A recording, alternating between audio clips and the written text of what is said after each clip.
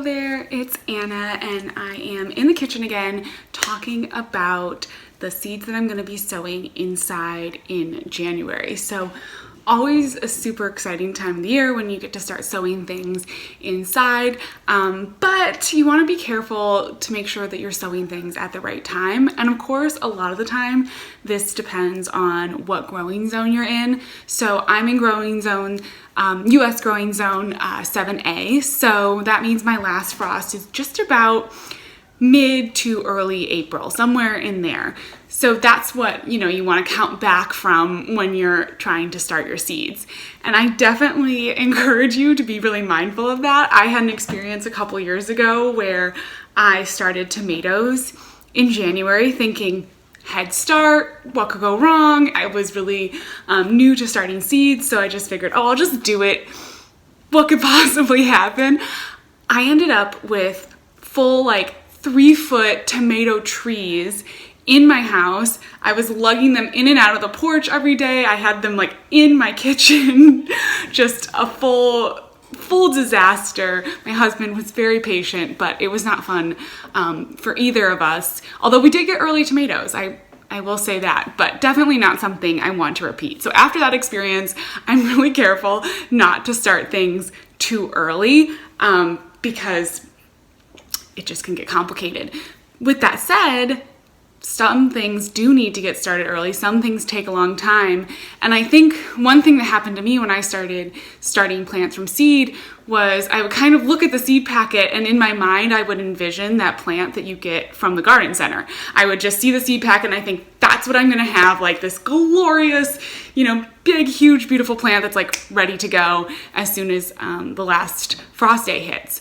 But that doesn't always happen. Starting things from seed can take, it obviously takes a lot longer. You can have smaller plants. It's just very different than buying them at the garden center. So there are some things that are very slow that you just want to go ahead and give yourself a jump start and get started inside. And so some of those things I am going to talk about today. This is definitely not a comprehensive list of all the things that you can start inside in January if you're in my zone, but it's what I'm going to be starting, and I'm kind of going to talk about the types of plants that I start inside in January. So the first one being flowers. This is definitely, I'm sorry if you can hear the kitties, they're having a major play session right now. Anyways, flowers. So these are some things that can take a really long time to get going. For example, snapdragons. So snapdragons are one of the flowers that you want to get started early because they can take a little bit of time to get going. They're a really, really small seed, a really small seedling, and it just takes them a little bit to get started. They're also a bit frost hardy, so they can take a little bit of cooler temperatures. So if you do end up with seedlings that have gotten too big too early, they're one that you kind of can push outside and they'll usually be okay. So I'm going to do two varieties this year. One is a Floral Showers, which is just a nice mix of colors, just kind of bright, classic snapdragons, and then a white snowflake, which is a bit on the smaller side, just about 2.5 feet tall. Some snapdragons can get pretty big. So these are just a nice manageable size and have a really pretty shape. I've grown them before and really, really liked them. I've done them in containers. I'm hoping to do these in the ground this year, I think. But yeah, excited to do those. These are also a little bit older seeds, so I want to get them used up. Another thing that takes a little bit of time to get going is eucalyptus. So I'm going to start some eucalyptus. I did eucalyptus last year, loved the experience of growing it. It was actually a pretty good grower for me. It really got started pretty easily and I had good luck. I know it can be a little bit tricky for some people. I have some eucalyptus right now in the greenhouse that I'm really hoping is going to winter over. We'll see how that goes. We'll see if the greenhouse stays warm enough, but just in case things don't go well in the greenhouse, I'm going to just restart a couple more of each variety. I have the lemon gum, which is a lemon scented eucalyptus. It's got that really pretty kind of citrus, citronella, a little bit smell, but it is supposed to actually help keep the bugs away, which I don't know, you know, you never quite know with those things, but if you rub it, you definitely will get that scent. And I think it did actually kind of keep the bugs away a little bit, like if you kept the plant next to you. So I'm going to get that started. Some people I have heard talk about this and not having a great smell, and that was just not my experience. I don't know if it's like a different version of lemon gum that they're talking about or something like that, but for me it was really pleasant and a really nice little plant. A little bit slower growing though than the other eucalyptus, which I'm going to be doing, which is the baby blue eucalyptus. That's like that classic eucalyptus that you think of when you get dried eucalyptus at, you know, a store or something. I had wonderful success with these seeds. I've got a bunch of plants in the greenhouse still, and I'm super excited to just start a couple more. I've got to really restrain myself and not start too many, because of course I want to just like, oh, I'll do 5 eucalyptus. Like, I don't need 5. That's gonna be the challenge for me starting these seeds, is to keep it contained and rein myself in and not start too many of each of these seeds. Help me remember, do not start too many. Then I'm going to do a little bit of Granfrina. This is a really pretty mix of Granfrina. I don't really know the growing speed of Granfrina. I've always bought this as an annual at the garden center. I've never purchased it as seeds.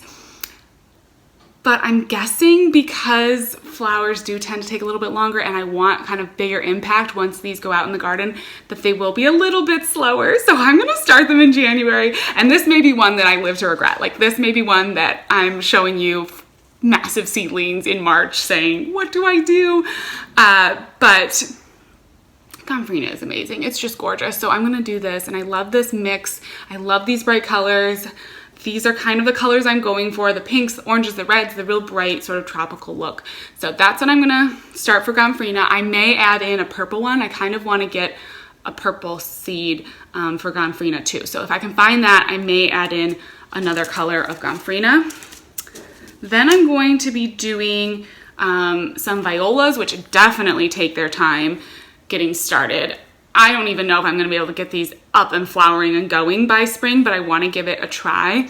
This is the Tiger Eye, which is a yellow viola that's got like kind of stripes, kind of tiger stripes through it. It's super, super pretty. I really love violas.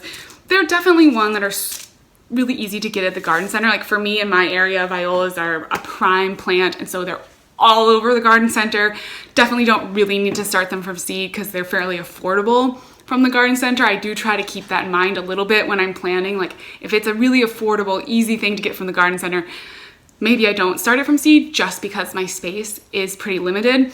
But they were so pretty and I thought it'd be interesting to try, and I'll at least try it for the spring. If it doesn't work, I'll try it again for the fall.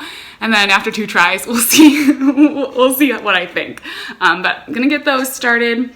I'm going to start some petunias. These are a Petite Charmer blend, so they're gonna be a shorter variety, not like that huge, you know, super petunia that gets to be a massive, massive plant. I think these, let me see if I can see what the size was on these. Can't see it quickly, but it's definitely a smaller, oh here, 8 to 14 inches tall. So much, much smaller than some of those massive different petunia varieties, which I definitely will be getting. But I thought I would start some from my own seeds and see how it goes. And again, not really completely sure. It can take 15 to 30 days for the seedlings to emerge. So I just thought, you know what, this is one I'll start again in January and see if I can get it going, kind of experiment.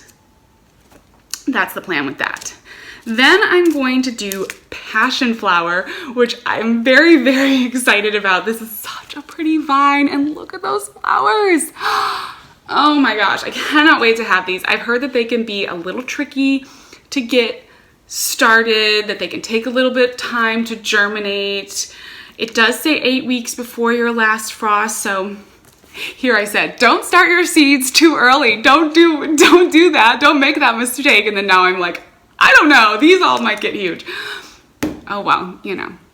But I'm a little nervous just because they said they were kind of hard to get going. So I'm going to start. Maybe I'll start them at the end of January. Maybe that'll be my compromise. But I'm super excited to get them going. I think they're going to be absolutely beautiful. Then, so flowers, definitely one to think of, to really read into and look at. They can be ones that you can start earlier. And also herbs are definitely something that take their time. So I have some parsley. It's this Giant of Italy parsley. I grew this last year, loved it, amazing. It's one that you want to cold stratify the seeds, so you want to make sure that you put them, I have a few in a Ziploc bag in my fridge. And so you just want to give them I think it's I gave them at least 8 weeks in the fridge, but then I've had some that were in there since last year, and those are the seeds that I'm going to start. And so you just keep them in the fridge, pull them out, and start them. I like to have my herbs ready to go, so I'm gonna start them in January. Parsley is also one that is pretty cold hardy, so it can kind of go outside a little bit early. I actually have some from last summer that's still growing that looks beautiful. I'm looking at it right now out on the patio. But what happens with parsley, in my experience, is that the second year, it just flowers. You don't get any of those great parsley leaves. It just immediately turns to a flower, which is really pretty. And I actually may keep that plant in the patio as a flower and then plant a couple new plants on either side of it so that I get the beautiful leaves and I have the gorgeous flowers. Of course, if you want to save seeds, you'd want to let it go to flower. And so it's, in my experience, it's one of those ones that the second year, it goes straight into a flower. I'm also going to start some summer savory. This is just not a huge plant in general in my experience, and it took a little bit of a while to get going. Really nice, kind of it sort of has an oregano kind of taste. It's really good with chicken. It really meshes well with that, but also fish, and it's kind of one of those herbs that's really versatile and you can throw into anything. So I'm definitely gonna do more of this. This is a annual, whereas there is the winter savory, which I have as well, that is a perennial, at least in my zone. So I like to do both. Summer savory gets these cute little flowers. It's just a really pretty plant. I'm going to do that. Then I'm going to do some oregano because that is one of my favorite herbs to have. I love throwing oregano into tomato sauces and meat. It's just such a good herb. So I don't have a seed packet for it because it's actually in the mail on its way to me, but I'm going to do some oregano. So I'm going to do the regular oregano, just the classic oregano, and then I'm also going to do an ornamental oregano. This is such a pretty plant. It has these beautiful little clumping, trailing leaves. It's just gorgeous. It's not one that you want to eat, so I thought I would just do a couple plants of these just to have something beautiful. It's really pretty if you just put it on its own in a little container. It just falls really nicely. Such a gorgeous plant. So I'm going to do the regular oregano for eating, and then the ornamental is not edible. You don't want to eat it, so that one's just going to be for looks. And then one of the things I'm thinking about starting in January is some bananas. So what they say with the bananas, and this is my first time growing a banana plant from seed, I have no idea how this is going to go. It can be a little tricky to get started, and then it grows really, really fast. So again, I'm kind of I want to give myself time to make sure it gets started, but then also I may end up with a massive banana plant in the house in March as well, but I want to really give myself time to experiment. If my first sowing doesn't work, if I do something wrong, I want to give myself time to try again. So I'm going to get these started. Pink bananas, so cool. I don't think I'll actually be able to get fruit on them because usually bananas need at least 2 years, year and a half, to produce bananas, and unless I have space in the house to bring this in, which I have 2 cats, so my houseplant space is a bit limited. 2 cats and a dog and a toddler. So I don't know if I'm gonna have space for a banana plant in the house. So it'll probably just be an annual for me, but it's really nice. This seed packet is much cheaper than buying a banana plant at the store. If I could get a couple out of it, that would be really, really amazing. So I'm gonna get this one started in January and kind of see how it goes. A few other things that I'm sort of deciding, kind of in the middle of deciding whether or not I want to start in January. whether I want to do these as winter sowing outside, where you put them in like a milk jug and you let them let the seeds kind of wake up on their own, if you will, naturally as the temperatures warm up. That's what winter sowing is. I may do that, and I may just start like one of each of these these are mostly perennial flowers, 4 containers. I may sprinkle a few of these seeds out at my garden plot. So if you're new here, I have my backyard garden, which is just a really small urban garden. And then I also do have a plot over at a community garden. And that plot is like a full sun space. It's just a really awesome growing area. Lots of room, bright sun, definitely totally different than my small garden here, which is not much space, not much full sun. And so I'm doing a whole row of just perennials for the pollinators over at the plot. I want just one side to be all perennial flowers, tons of just blooms for the pollinators throughout the season. So I'd love to sprinkle some of these seeds over there. But then I also thought it'd be fun to do like one of each of these in a container or something like that here at the house too, so that I can enjoy them here, because that's the only thing about the plot is I don't get to see them every day out my window. So these are the things I'm going to be starting. I got a really pretty Yarrow Blend. And again, these kind of perennial flowers, in my experience, take a little bit longer to get going. They definitely are not going to be that full, 1 gallon size perennial that you imagine when you think of going to the garden center and picking up a perennial, right? Like those have probably been growing for a long time, if they're not on their 2nd year or something like that. So I find that these kind of things, I tend to try to get them going a bit earlier so that I can have at least a bigger plant by the time I'm ready to plant them out in the spring. So this is a really pretty Colorado Blend Yarrow.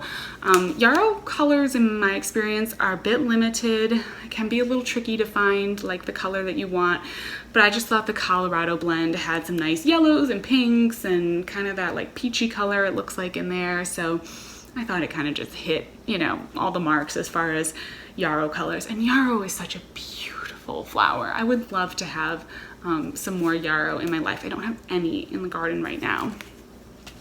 Then I got a verbena, and verbena is a perennial. I think it is a perennial in zone 7. I have some that I got as a start out in the garden right now. For some places, it's definitely an annual, but here in zone 7A, I think I may be able to grow it as a perennial. And it's a nice airy plant, it kind of grows and spreads. And so I like it because you can kind of tuck it in and it'll just sort of pop out around the other flowers, like in a container or in the landscape, and just sort of fill in those little nooks and crannies. So I thought I would do just 1 or 2 of these for at the house, and then sprinkle a bunch over at the plot. Yeah, zone 7 to 11, I can see here on the back. So for me, this might actually be a perennial that I can really, really keep going. Of course, yarrow is definitely a perennial. What is the yarrow zone? 2 to 9. So just about anyone can grow yarrow as a perennial. I guess if you're in the warmer temperatures, then yarrow does get a little bit trickier. Then I got a couple Coreopsis. I just think Coreopsis is gorgeous. So this is the plains, which is like the kind of classic Coreopsis. So beautiful. This is an annual, but I think it will reseed, and it kind of does that like wildflower thing where it'll just reseed for you. So I'm going to hopefully get some of this going over at the plot where it'll just kind of naturalize and reseed. That's the plan. But I thought I would do a container of this here at the home garden too. Maybe stick it in a container. I have like one little corner where I do a bunch of perennials, and I thought I would maybe put a pot in that corner and then pop like one of these in that pot to kind of just be part of the display and look a little bit wild. So I got that. And then I saw Baker Creek had these white, so this is Incredible Swirl white Coreopsis, which, like, how amazing is that? 3.5 feet tall, super beautiful. It says that the pollinators love it. So I'm going to get that started too. Just again, I think like 1. I'm gonna try to hold myself to just 1 or 2 of each of these. Don't start more, Anna. Gorgeous. Then Mexican hat sunflower, kind of has a little bit of a Coreopsis, a coneflower, sorry, not sunflower. Kind of has a little bit of a Coreopsis feel, but it's got that coneflower look, and then it's got a really, really tall cone in the center, and then just like these little leaves around the sides. So really pretty. You can direct sow this outdoors. It's a perennial from zone 3 to 10, so another one that like, this is a pretty good perennial for most areas, which is super nice, really pretty. Let's see, and it's, yeah, they say 4 to 6 weeks before the last frost, but again, I'm going for a little bit bigger plant. Hopefully, I want to get my flowers a little bit early, so I'm going to push that and start it in January. And then the last one is this hyssop, and this is the Apache Sunset. It's supposed to be such an attractor for hummingbirds, which I have been loving the hummingbirds. Last year, I had hummingbirds all over on the patio, and so I wanted to get some flowers that would bring them back. I also got a hummingbird feeder, but I thought that it was also just like really pretty in general, and I think they say it has a really nice kind of like licorice sort of scent when you walk by it if you brush past it, so that's cool. And it's drought resistant, so if I put this in a container, that's always good to have a drought resistant plant. It's a perennial in zone 6 through 9, so a little bit of a warmer plant, 18 to 24 inches tall. Again, just 1 or 2 of these so I can pop them in a couple containers. And that's it. That is all the flowers and herbs that I am starting in January. That's kind of my rule of thumb. Flowers and herbs in January. I don't start any tomatoes. I don't do any of like the, you know, bigger plants, of course, like squashes or cucumbers or anything like that. Like those I usually direct sow, or if I do start them ahead, it'll be just 1 or 2 weeks. So the vast majority of my summertime veggies are all started February and March. Peppers do take a little bit longer, but I think I'm still gonna start mine in February. I did that last year, and honestly, it was really fine. I started them right at the same time that I started my tomatoes, but those are ones that you definitely, I think, can fudge a little bit and start a little bit earlier if you want to, because they're pretty slow, especially depending on the variety. And yeah, we'll see how many huge plants I do end up with this list, if any of these grow faster than I'm expecting. But that's part of the fun, and I think that's, you know, also just something that is fun to experiment with as you're figuring out your growing system and your setup and everything. Just be mindful of how much room you have. That's, as I said earlier, that's what I've really got to try to remember, so not to start too many. But we'll see. Anyways, thank you so much for hanging out, and I'll definitely keep you posted here, and check out Instagram too, or if you came from Instagram, I'll be sharing, of course, updates on all these as they grow through the season. So I will talk to you later. Have a great day. Bye-bye.